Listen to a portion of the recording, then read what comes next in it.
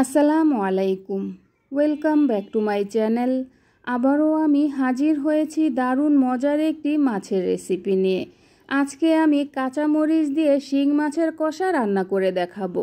এইভাবে যদি কাঁচামরিচ দিয়ে রান্না করেন তাহলে দেখবেন খেতে কিন্তু অসম্ভব মজার হবে। আর আমি কিন্তু এখানে কোনো রকম ঝালের গুঁড়া ব্যবহার করিনি, শুধু কাঁচামরিচ দিয়েই রান্না করেছি। আশা করি আপনাদের কাছে ভালো লাগবে। তাহলে চলুন দেখে নেই শিং মাছ রান্নার পুরো প্রস্তুত প্রণালী। প্রথমে একটা কড়াইয়ের মধ্যে আমি দিয়ে দিচ্ছি 2 টেবিল চামচ রান্নার তেল। তেল গরম হয়ে এলে তারপর দিয়ে দিচ্ছি হাফ কাপ পেঁয়াজ কুচি। এখন আমি পেঁয়াজ কুচিগুলো একটু নরম করে ভেজে নেব। পেঁয়াজ কুচিগুলো গোল্ডেন ব্রাউন কালার করে ভাজার প্রয়োজন নেই, একটু নরম করে ভেজে নিলেই হবে।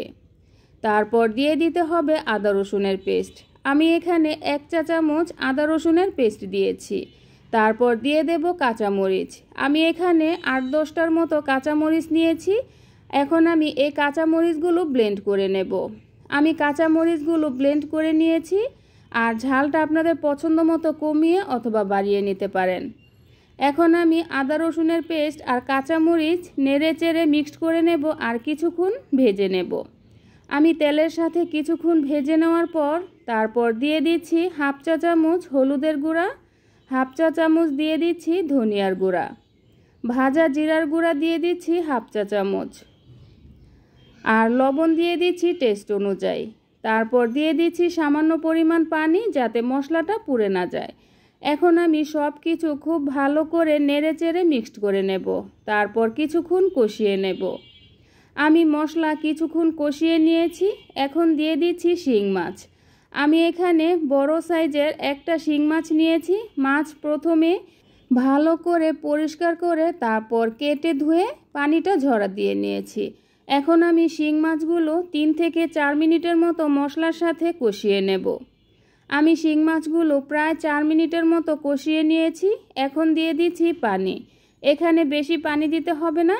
আমি এখানে 1 কাপের মতো পানি দিয়েছি। পানি দিয়ে একটু নেড়ে চেড়ে দেব। তারপর একটা ঢাকনা দিয়ে ঢেকে চুলার আঁচ মিডিয়াম টু হাইয়ের মাঝামাঝি রেখে 4 থেকে 5 মিনিটের মতো জাল করে নেব।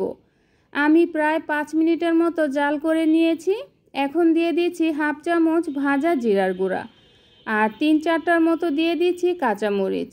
এখন আমি খুব ভালো করে নেড়ে চেড়ে জিরার গুঁড়া মাছের সাথে মিক্সড করে নেব।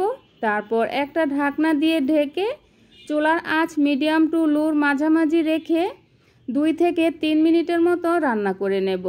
আমি প্রায় 3 মিনিটের মতো রান্না করে নিয়েছি। এখন দিয়ে দিচ্ছি ধনিয়া পাতা কুচি। ধনিয়া পাতা কুচি দেওয়ার পর একটু হালকাভাবে নেড়ে চেড়ে দেব। এখন আর কিছুই করতে হবে না, 1 থেকে 1.5 মিনিটের মতো জাল করে নিলেই হবে। আমার শিং মাছ রান্নাটা কিন্তু পুরোপুরি হয়ে গিয়েছে। এখন আমি চুলা থেকে নামিয়ে নেব। চুলা থেকে নামিয়ে একটা বাটিতে সার্ভ করে নেব। এই তো হয়ে গেল শিং মাছের কষা। এটা রান্না করা কতটা সহজ তা আপনারা দেখেই তো বুঝতে পেরেছেন। শুধুমাত্র কাঁচা মরিচ দিয়ে আজকে আমি এই শিং মাছের কষা রান্না করেছি। আশা করি আপনাদের কাছে ভালো লেগেছে।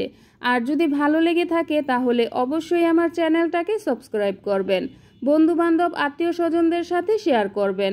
আবার আসবো নতুন কোনো রেসিপি নিয়ে। তাহলে এ পর্যন্তই। আল্লাহ হাফেজ।